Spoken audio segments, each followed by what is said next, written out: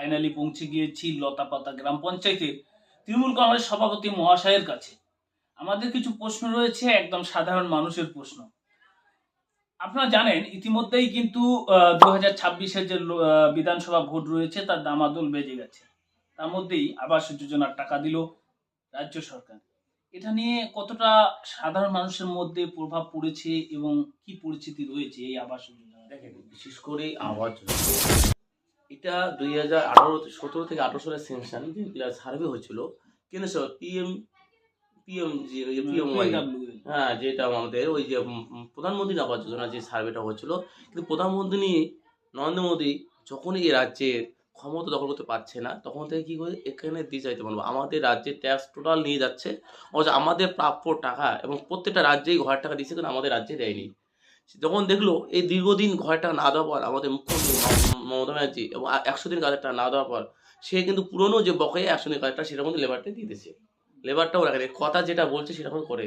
এবং মমতা ব্যানার্জি এটাও ঘোষণা করছিল যে আমাদের যেহেতু নরেন্দ্র মোদী সরকার আমাদের ঘরের টাকা দিচ্ছে না, সেহেতু আমি আমার রাজ্য থেকে কোষাগার থেকে আমি গরিব মানুষের যেন থাকার সুব্যবস্থা করা যায় তার জন্য ব্যবস্থা আমি করে দেবো।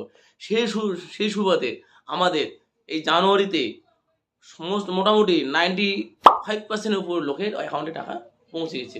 শুধুমাত্র 2-3% লোকের এখনও অ্যাকাউন্টে সমস্যার ধরনের কাগজপত্র সমস্যার জন্য ঢুকে নেই। সেটাও আশা করা যায় এক সপ্তাহের মধ্যেই ঢুকে যায়। বিশেষ করে আমাদের মাথাভাঙা 2 নম্বর ব্লকে বিডিওর কাছে যে আমার রিপোর্ট, মোটামুটি সামান্য কদাচিৎ লোক এখনও অ্যাকাউন্টে টাকা ঢোকানি, কারণ অ্যাকাউন্টের সমস্যা ছিল অনেকের। এই অ্যাকাউন্টের আমাদের গ্রামের লোক, বিশেষ করে আদালির মোবাইলটা খুব শর্ট, এর জন্য কিন্তু টাকাটা নেই।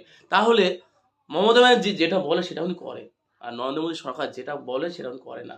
তাহলে আমাদের আজকে যদি নরেন্দ্র মোদী সরকার যদি বসে বসে আমার ঘরটা দিত, তাহলে আজকে মনে হয় ইন্দিরা আবাস যোজনা বা আমার বাংলা আবাস যোজনা, যেটা আমি এখন যেটা দিচ্ছেন দিদি বাংলা আবাস যোজনা, সেটাতে অত চাপ পড়তো না, হয়তো মানুষের এত চাহিদা থাকতো না।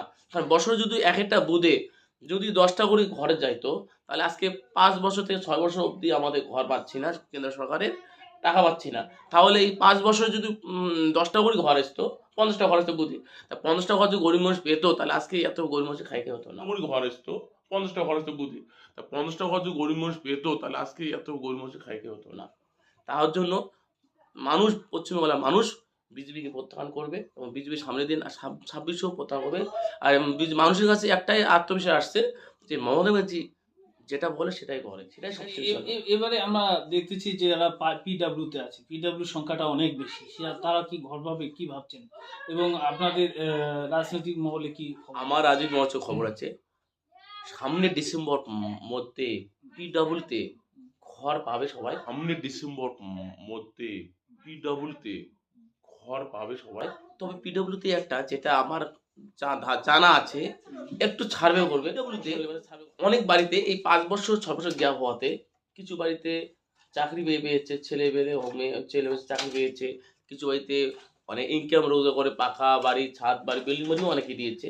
কিন্তু সেই বাইরে দেখবেন যে আমি আমার লতাপাতা অঞ্চল আছে 2 তলা বাড়ি আছে, কিন্তু সেই সময় 17-18 সালে যখন সার্ভেটা হয়েছিল তখন দেখবেন ওই বাড়িগুলো কিন্তু কাঁচাই ছিল, টিনের বাড়িই ছিল। তখন একটা নিয়ম ছিল, ফুলওয়াল বাড়ি যদি থাকে তাহলে সার্ভে করবে না, যদি হাওয়াল বাড়ি থাকে তখন সার্ভে করবে। তখন দেখবেন আপনারা 2 তলা বাড়ি যেগুলো দেখতেছেন না, সেই 2 তলা বাড়ি সেই 17 সালে 18 সালে যখন সার্ভেটা হয়েছিল প্রথম, তখন কিন্তু দেখবেন ওই বাড়িগুলো ছাদ ছিল না, টিনের বাড়িই ছিল। সেহেতু এই সমস্ত বাড়িগুলো পিডব্লিউ থেকে সরে যাবে। আশা করি যেগুলো প্রাপ্য গরিব মানুষ সেগুলো পিডব্লিউতে পাবে। এবং এর কাছেও আমি জানি মমতা ব্যানার্জি বলছে ফেব্রুয়ারিতে আমাদের যারা সার্ভেতে পড়েই নেই, কিছু লোক ছিল সার্ভেতে অনেক সাধারণ গরিব মানুষ, অনেকের নাম নেই, সেইগুলো তো ফেব্রুয়ারি মাসে আবার সার্ভে শুরু করবে। কিছু লোক ছিল সার্ভেতে অনেক সাধারণ গরিব মানুষ, অনেকের নাম নেই, সেইগুলো তো ফেব্রুয়ারি মাসে আবার সার্ভে শুরু করবে। আমি আশা করব পশ্চিমবঙ্গের মানুষ, প্রত্যেকটা গরিব মানুষ ঘরে নিচে থাকবে, সুশৃঙ্খলভাবে বসবাস করবে। এটা মমতা ব্যানার্জির আরাধনা, মমতা ব্যানার্জির বিশ্বাস, মমতা ব্যানার্জির কথা যেহেতু দিচ্ছে মানুষকে সুস্থ সবলে সবাইকে রাখবে। আপনি বললেন যে ফেব্রুয়ারি মাসের মধ্যে যাদের নাম নেই, যারা দরিদ্রর মধ্যে রয়েছে, হয়তো কোনো কারণেই তাদের নামটাও ওঠেনি, তাদের আবার পুনরায় ছাড়বে হবে, তাদের নাম উঠবে। এবারে আপনি বললেন একটা সাধারণ মানুষের মধ্যে ভালো প্রভাব পড়ছে, আমরা বিগত দিনে দেখেছি 100 দিনের টাকাও রাজ্য সরকার বুঝিয়ে দিল। আপনার অঞ্চল বরাবর এই লতাপাতা অঞ্চল বিজেপির একটা মূল শক্ত ঘাঁটি, কারণ এখানে এসসি ভোটটা বেশি। আপনি কি মনে করছেন যে আগামী বিধানসভা যে ভোট আসতে চলেছে সেখান থেকে কি একটা লড়াইয়ের জায়গা তৈরি হবে, আপনি কি ভাবছেন? আমি মনে করি সামনে 26-এ কোনো লড়াই থাকবে না। আমি মনে করি সামনে 26-এ কোনো লড়াই থাকবে না। কারণ দেখেন, আমাদের দলের মানুষের এত প্রচার এত করা সত্ত্বেও 2024-এ যে লোকসভা ভোটটা হলো, আমরা 2021-এ বিধানসভা ভোটে যখন গিরীন্দ্রনাথ বর্মন আমার চেয়ারম্যান যখন এখানে ক্যান্ডিডেট হয়েছিল, তখন আমাদের অঞ্চলে 270 ভোট মাইনাস ছিলাম আমরা। সেই হিসাবে দেখলাম যে এই লোকসভা ভোট অ্যাকচুয়ালি ভোট তো অনেকটা পার্থক্য হয়। রাজ্য সরকারের ভোট আলাদা হয়, পঞ্চায়েত ভোট আলাদা হয়, তৃতীয় পঞ্চায়েত ভোট এবং লোকসভা আলাদা। লোকসভাটা বরাবরই দিল্লি সরকারের প্রতি একটা নির্ভর করে মানুষ অনেক সময় ভোট দেয়। সেই হিসেবে দেখা গেল যে এই যে লড়াইয়ের মধ্যে 24 সালে লড়াইয়ের মাধ্যমে আজকে আমাদের জগদীপ বর্মন নিয়ে জিতেছে লোকসভায়, আমরাও মানে মোটামুটি আমরা জিততে পারিনি অঞ্চলে, কিন্তু অনেকটাই আমরা মাইনাস থেকে রিকভারি নিয়ে আসছি। আমার এখন মাইনাস লতাবত অঞ্চলে 1464 ভোট মাইনাস। সেই জায়গায় আমার 2870 ভোট মাইনাস ছিল। গিরীন্দ্রনাথ বর্মন তখন দাঁড়াচ্ছিল আমাদের বিধানসভায়। এই অঞ্চলে লিড পেয়েছিল বিজেপি 2870 ভোট। সেটা আপনি recovery সেটা করে অনেকটাই রিকভারি করে 50%। 50% রিকভারি করলাম। আশা করবো বিধানসভায় এই 1464-টায় তৃণমূলের লিড হয়ে দাঁড়াবে। আর সামনে দিন আপনারা বলছেন লড়াই লড়াই বলে আমার মনে হয় 26-এ লড়াই বলে কোনো জিনিস হবে। দেখেন পশ্চিমবঙ্গে 18টা এমপি থেকে 12টা এমপি দিচ্ছে, আর মানুষ বিজেপির প্রতি আস্থা হারিয়ে ফেলছে।